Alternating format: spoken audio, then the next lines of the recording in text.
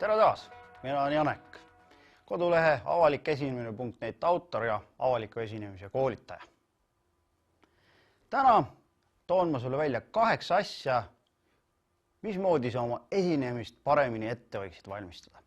8 asja, mida järgides sa ilmselgelt isegi avastad, et esinemine ei olegi midagi nii hirmsat, kui sa kogu aeg mõelnud oled.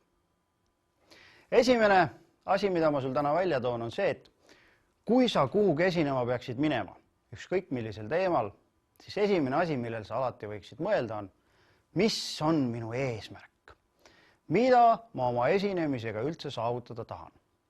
Kas ma tahan anda edasi mingisuguseid teadmiseid? Teadmisi, mis aitab kuulajatel raha teenida, aitavad neil aega võita. Ehk siis, kas ma tahan edasi anda teadmisi? Teisena mõtle, kas ma tahan inimesi äkki inspireerida, motiveerida neid mingit pidi. Või kolmas, äkki ma tahan neile lihtsalt mingisugust informatsiooni jagada. Ma ei taha neid veenda mitte milleski, lihtsalt tahan infot jagada. Nii ehk naa, sa pead alati enne esinemist mõtlema, mis on minu eesmärk. Siit lähtudes jõuame mingi teise punktini. Ehk siis, kes on minu kuulajad ja millist kasu minu esinemine neile pakkuda võiks? Kes on minu kuulajad? Kui palju neid on? Kui vanad nad on? Kui palju nad minu teemast üleüldse teavad? Kas publiku hulgas on eksperte? Milline on nende ettevalmistus?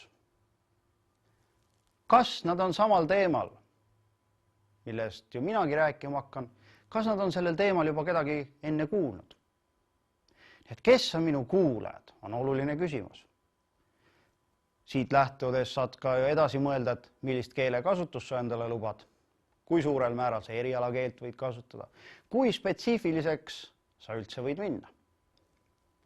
Kui sa nendele küsimustele oled vastuse saanud, siis sa juba saad isegi aru, millist kasu sinu esinemine kuulajatele tuua võiks. Pea alati meeles seda, et oma esinemist ette valmistades pead sa lähtuma kuulaja keskselt, pead lähtuma vastavalt sellele, millised on kuulajate huvid, vajadused ja ootused. Sinule võib ju see räägitav teema kohutavalt huvi pakkuda, kas see ka kuulajatele huvi pakub. Nii et teine asi, millele sa esinedes ettevalmistuses peaksid mõtlema, on see, kes on minu kuulajad ja millist kasu minu esinemine neile tuua võiks. Kolmas asi, mida sa esinemiseks ettevalmistumisel pead enda jaoks selgeks mõtlema, on see, et mida ma oma eesmärgi täitmiseks vajan. Millised materjale ma vajan? Millist tehnikat ma vajan? Millised tingimused peavad olema täidetud selleks, et minu eesmärk täidetud saaks? Nii et mõtle enda jaoks hoolikalt läbi, mida sa vajad selleks, et oma esinemise eesmärki täita. Veel kord, sinul on ju eesmärk, sa pead tooma mingisugust kasu ja nüüd mõtled, mida ma selle eesmärgi täitmiseks vajan. Neljas asi, mida sa esinemiseks ettevalmistudes läbi enda jaoks mõtled, on, milline on kõige parem materjal minu eesmärgi täitmiseks. Ja siinkohal on mul sul üks lihtne nõuanne. Kõige parem materjal, mis sul üleüldse olemas on sinu isiklikud lood. Lood, mis on sinuga juhtunud, lood, mis on sinu sõpradega juhtunud, lood, mis on sinu perekonnaga juhtunud. Kui sa oskad neid oma teemaga hästi siduda, oskad seda ka lustakalt natukene ette kanda, siis viid sa oma sõnumi oluliselt paremini kohale. Mõjusad isiklikud lood on 10 korda paremad kui kõiksugu kuivad näited või mingisugune tuim teooria. Ja et minu soovitus lihtne, kasuta isiklikke lugusid. 5. asi, mida sa ettevalmistudes peaksid tegema, kirjuta lahti oma esinemise kava.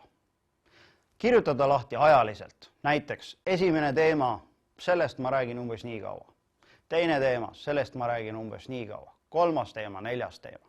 Niimoodi kirjutad sa oma esinemise kava ajaliselt lahti ja muidugi järgmisena kirjutad sa lahti ta ka sisuliselt. Siis sa vaatad, kas ajaline plaan ja sisuline plaan ka kattuvad. Kui sa selle ära teed, siis oled sa enda jaoks juba peas läbi mõelnud terve selle esinemise käigu ja kui sa vähegi kogenud juba oled oma valdkonnas, siis sa ka tead, et kas sellest ajast, mis sul on antud, piisab selle asja põhjalikumaks rääkimiseks või vähem põhjalikumaks lahti selgituseks. Nii et 5. asi, mõtle läbi kõnekava. Järgmine, 6. asi, mõtle enda jaoks läbi, kuidas sa märkmeid kasutad.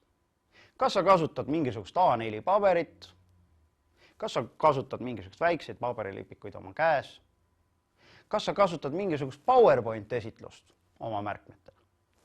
Kas need märkmed on sul siin laua peal, igaks juhuks enda ees või kuidas sa neid kasutad?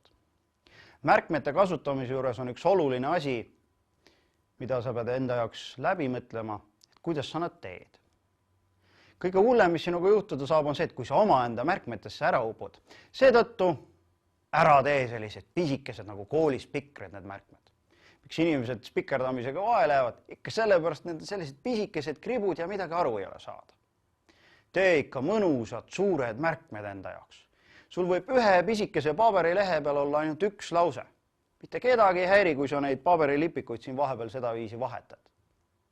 Peaasi, et sa omaenda märkmetesse ära ei upu.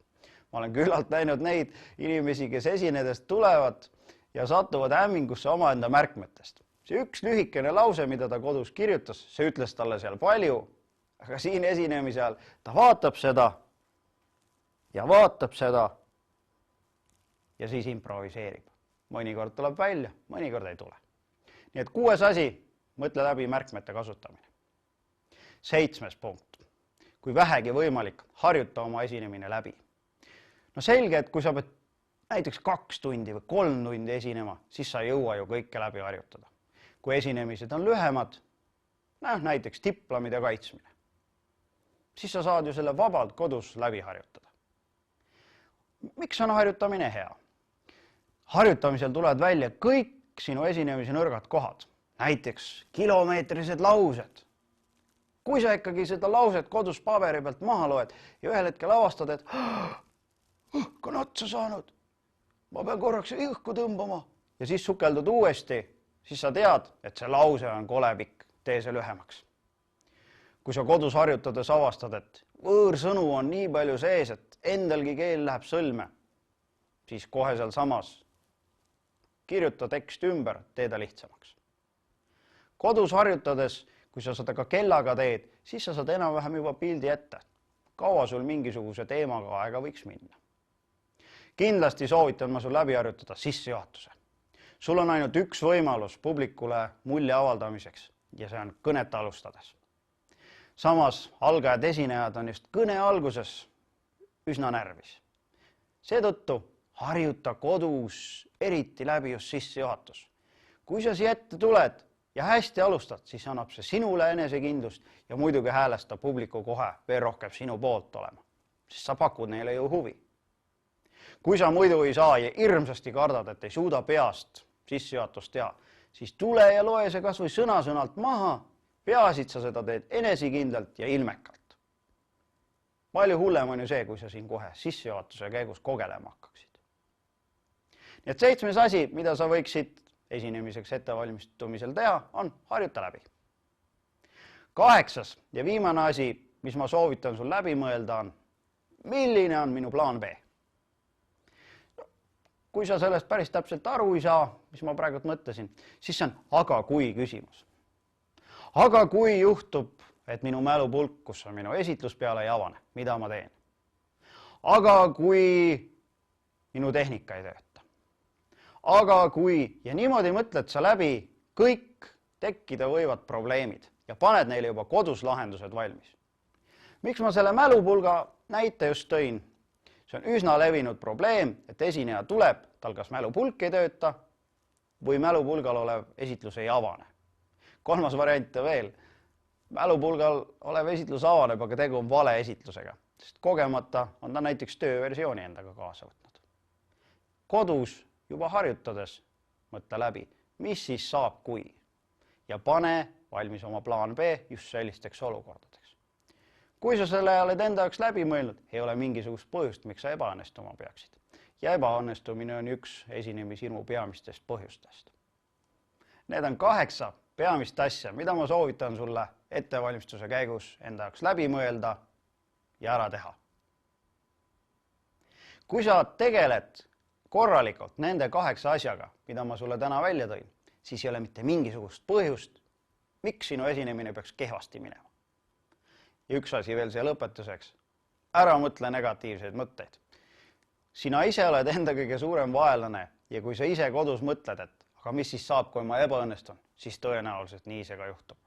Kui sa aga mõtled positiivselt, näiteks ma olen korralikult ette valmistunud. Ei ole ühtegi põhjust, miks ma ebaõnnestuma peaksin. Tõenäoliselt ma saan hästi hakkama, siis nii see juhtubki.